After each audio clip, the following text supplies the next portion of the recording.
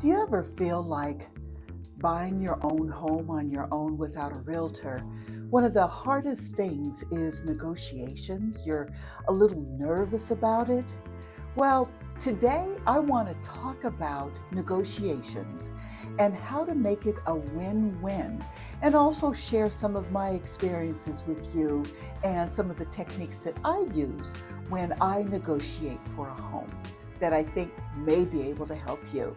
So let's get into it.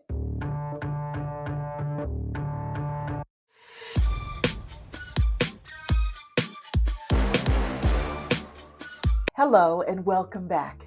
My name is Connie. I'm the owner of Buy Without Realtors, guiding you with the knowledge and tools to confidently buy your own home on your own. And today we're going to be talking about negotiations.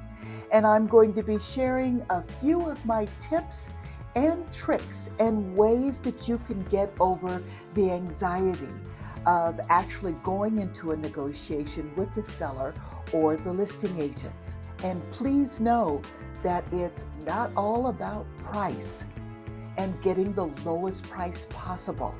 It's about also looking at the terms that you can get in addition to the price. One of the biggest challenges that I had to overcome was getting emotionally attached to a home.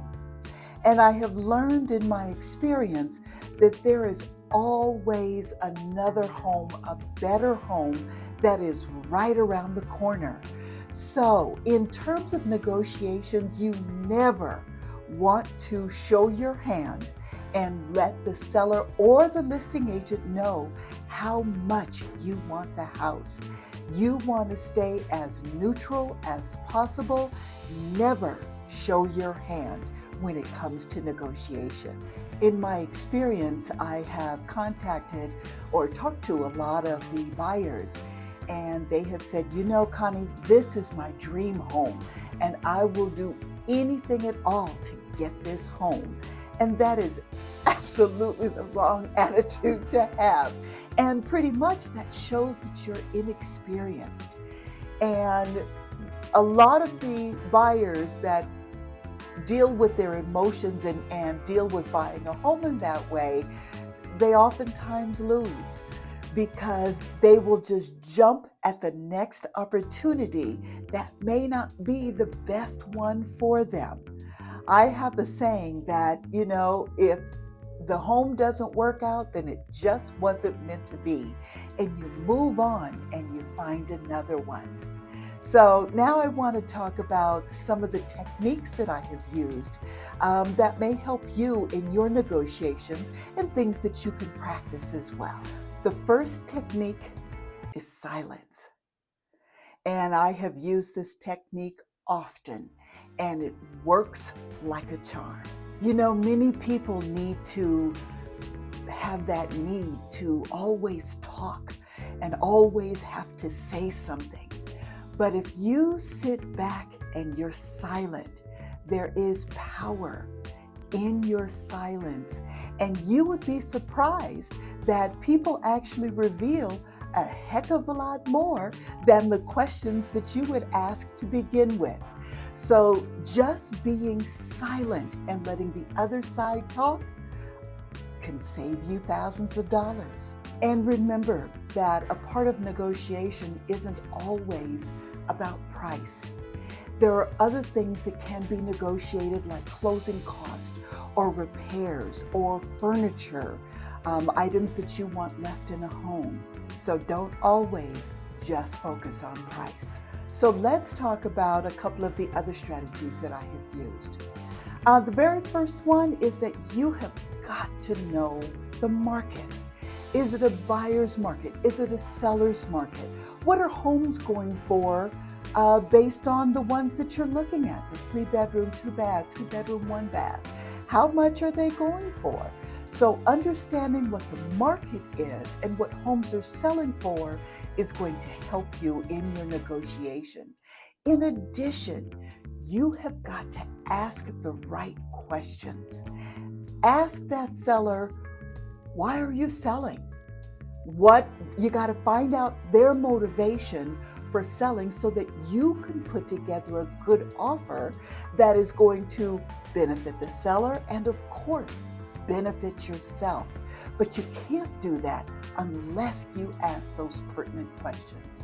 I have also done a video on the type of questions that you can ask, and I will link that down below so that you can review those questions to give you a grasp on how to negotiate with the seller.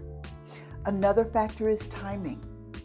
You have got to know when you can push and when you can pull back from the negotiation table.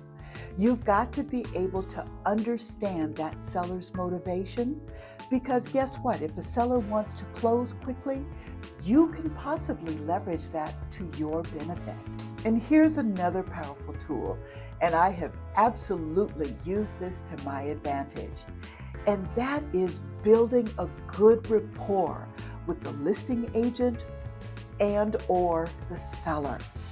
If that seller trusts you, or if the listing agent trusts you, then both are more receptive to your offer as well as negotiating. So building that rapport and building that trust is key to the negotiation process. So definitely keep that in mind. Get them to like you.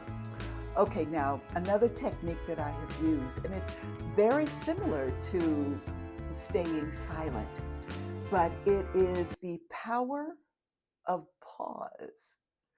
So in my negotiations with sellers, we would be discussing the home, we'd be discussing the terms, and the seller may say something, and I will kind of question it. And they may say, well, okay, so the price of the house is going to be $350,000. And so instead of saying, being surprised, $350,000, I would just pause for a moment. And I would say, 350. Okay, let me think about that. And I would just pause. And again, it's that silence and the pause. And the seller will typically, it's kind of human nature that they will just, especially if you're pausing for a long period of time, they will just jump right in and they'll start talking. And when they start talking, you are building a case for your offer and you're understanding the negotiation process. So the seller may come, or in this particular instance, the seller came back, and as I never responded to that $350,000 offer. And he says, well, maybe we can go $295. And I knew I had him. I know, and that's so bad to say, but I knew I had him. But I paused again. And when I paused again, I just wanted to see if he was going to go lower. And so I am just telling you, the power of the pause is powerful. So the first rule in real estate that I learned is that the first one that names price loses.